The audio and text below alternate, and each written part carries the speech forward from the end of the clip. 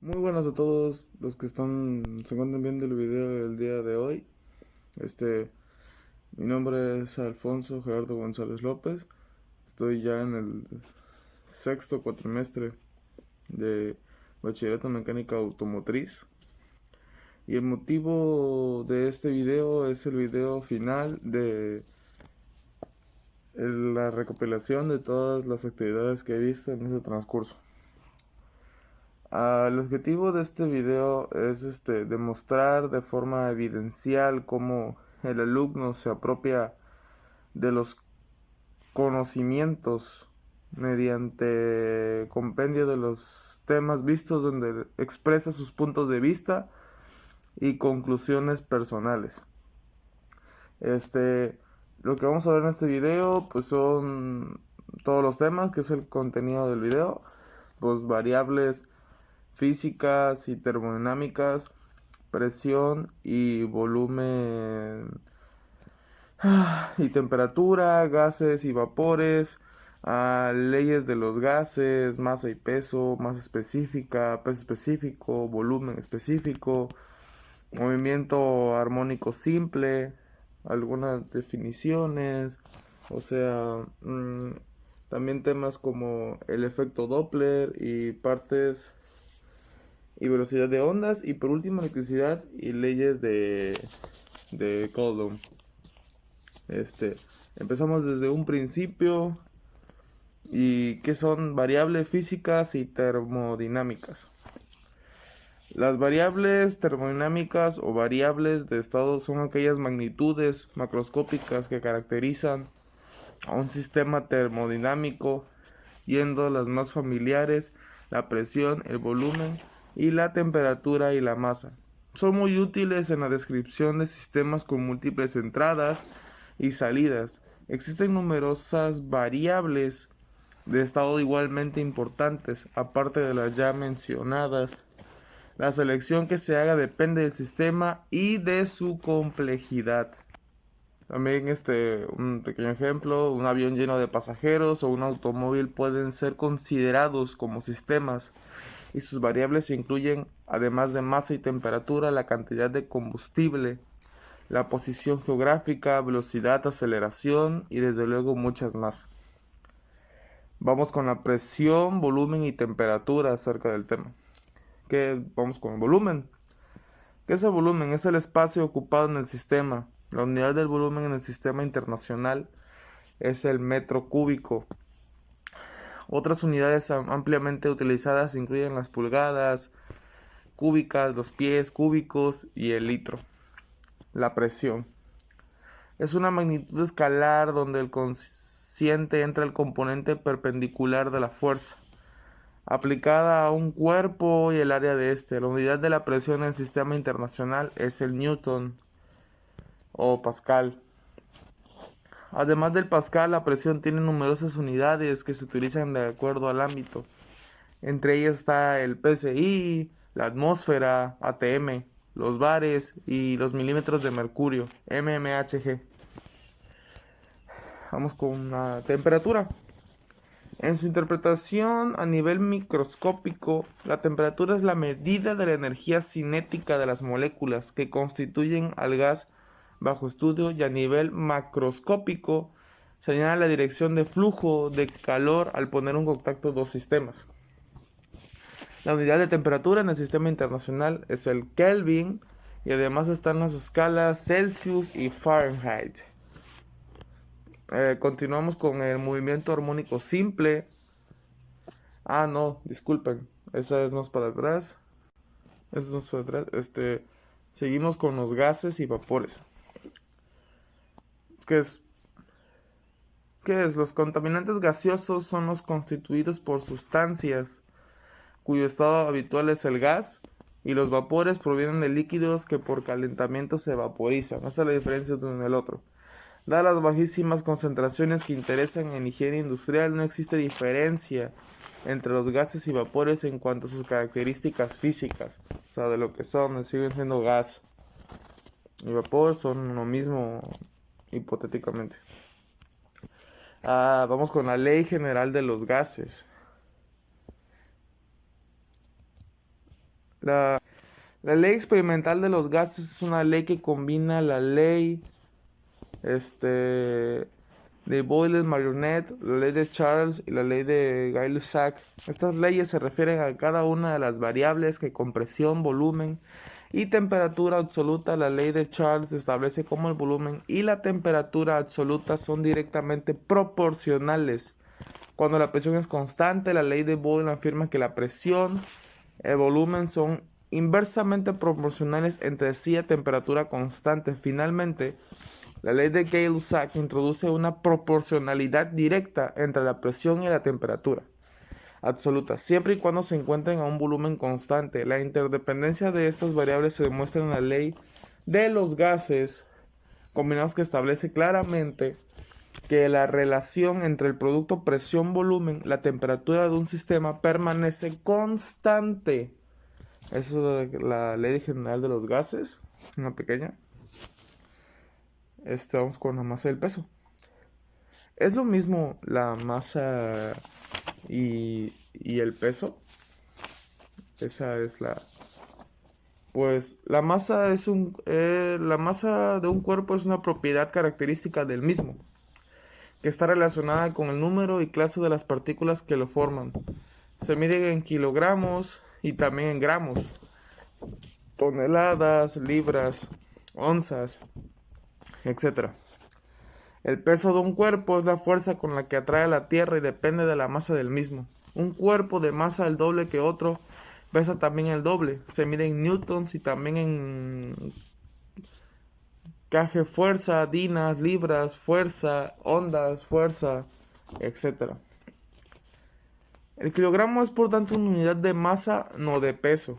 Sin embargo, muchos aparatos utilizados para medir pesos, básculas por ejemplo, tienen sus escalas graduadas en kilogramos en lugar de kg fuerza. Esto no suele representar normalmente ningún problema, ya que un kilogramo de fuerza es el peso en la superficie de la Tierra de un objeto de 1 kilogramo de fuerza. Por lo tanto, una persona de 60 kilos de masa pesa en la superficie de la Tierra 60 kg fuerza.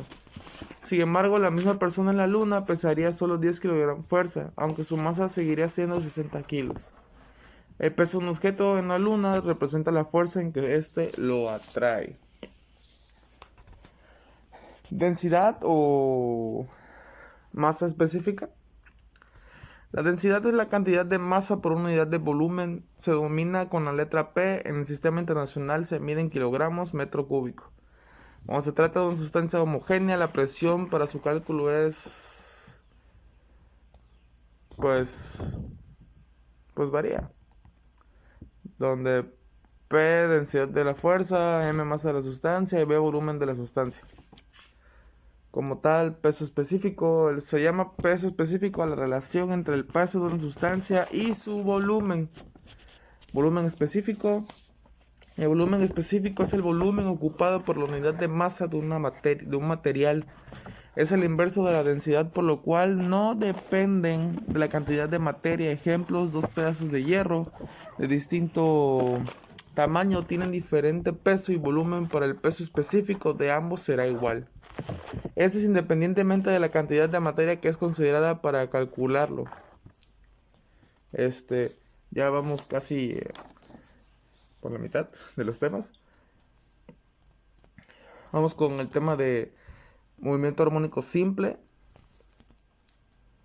El movimiento armónico simple, también denominado movimiento vibratorio armónico simple, MVAS, es movimiento periódico y vibratorio en ausencia de fricción, producido por la acción de una fuerza recuperadora que es directamente proporcional a la posición y que queda descrito en función del tiempo por una función trigonométrica, seno y coseno. Si la descripción de un movimiento requiere más de una función armónica, en general sería un movimiento armónico, pero no un MAS. Con unos ejemplos: medición de masa en gravidez. En condiciones de gravidez no es posible medir la masa de un cuerpo a partir de su peso. Sin embargo, se puede recurrir al principio del movimiento armónico simple para realizar la medición. Para ello se instala una estación espacial, o unos dispositivos destinado a medir la masa de los tripulantes consistentes en una silla oscilante capaz de medir su periodo de oscilación. A partir de este dato y conociendo la constante de fuerza del resorte unido a la silla, es posible entonces calcular la masa del individuo. Seguimos con el video hablando del efecto Doppler. El efecto Doppler es el fenómeno por el cual la frecuencia de las ondas percibida por un observador varía cuando el foco emisor en el propio observador se desplazan uno respecto al otro. En este apartado vamos a ver eso un poco, o sea, vamos a ver lo demás. Pues una descripción. Este fenómeno fue observado por primera vez en las ondas sonoras por el físico austriaco Christian,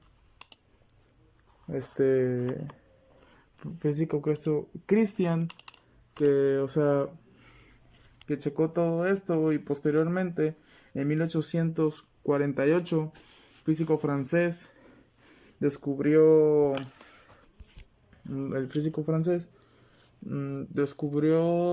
de manera independiente a Doppler, un fenómeno análogo en las ondas electromagnéticas. De ahí que al efecto Doppler también se le conozca como efecto Doppler.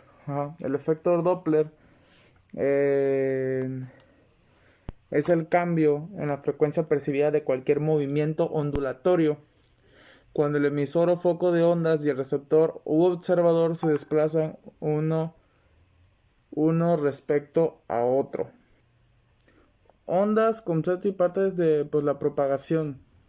Una pregunta: ¿has tirado alguna vez una piedra en una fuente de agua?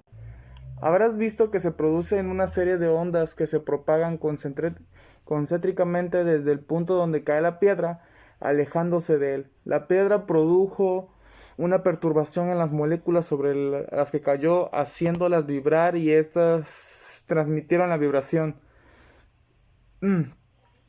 Estas moléculas vecinas, y así sucesivamente. Si en la fuente de agua hay un objeto flotando, podrás observar que el ser alcanzado por las ondas no se desplaza con ellas, sino que se eleva y baja en el mismo lugar. Con esto compruebas que no se transporta materia, sino lo que se transmite es la perturbación producida por la piedra. Podemos decir que la onda es una perturbación que se propaga desde un punto a otro, transportando energía sin que haya desplazamiento de materia. Elementos de la onda. Pues elementos es la amplitud, que es el valor máximo de la elongación de la onda desde el eje al extremo del valle o de la cresta. Tenemos lo que se denomina amplitud de la onda. Sus unidades de medición son m, cm, dm u otros. La longitud de onda es la distancia entre dos puntos máximos de la amplitud, es decir, la distancia entre dos crestas consecutivas, entre dos valles consecutivos, se mide en metros. Con la cresta es la máximo valor positivo de la amplitud, se mide en m, cm, dm y otros. Y el valle es el máximo valor negativo de la amplitud, se mide en m, cm, dm y otros. Por último, pues es la ley de Coulomb, que establece cómo es la fuerza entre dos cargas eléctricas puntuales. Constituye el punto de partida de la electrostática. Como ciencia cuantitativa fue descubierta en 1766 y redescubierta después, pero fue Coulomb en 1785. Quien la sometió a ensayos experimentales directos, carga puntual, una carga eléctrica localizada en un punto geométrico del espacio. Evidentemente, una carga puntual no existe, es una idealización, pero constituye una buena aproximación cuando estamos estudiando la interacción entre cuerpos cargados eléctricamente, cuyas dimensiones son muy pequeñas en comparación con la distancia que existen entre ellos. La ley de Coulomb dice que la fuerza electrostática entre dos cargas puntuales es proporcional al es proporcional al producto. O sea, estas son, pues, proporcional al cuadro. Inversamente proporcional también al cuadro de distancia que los separa y tiene la dirección en la línea que los une. La fuerza de repulsión son las cargas, son de igual signo, y de atracción si son signo contrario. Es importante hacer la relación de ley de Coulomb en los siguientes puntos. Cuando hablamos de la fuerza entre cargas eléctricas, estamos siempre suponiendo que éstas se encuentran en reposo. Y pues, compañeros, eso sería todo. En conclusión de todo esto, pues todos los temas vistos en este video en algún momento fueron el terror por no saber cómo realizarlos. Con el paso del tiempo, ya ahora es más fácil saber cómo hacerlos. Y nos facilita mucho las cosas, claro, en el ramo de la física como tal. Pero eso, si tu idea es entrar más a fondo en esto, te recomiendo en centrarte más al tema. Muchas gracias.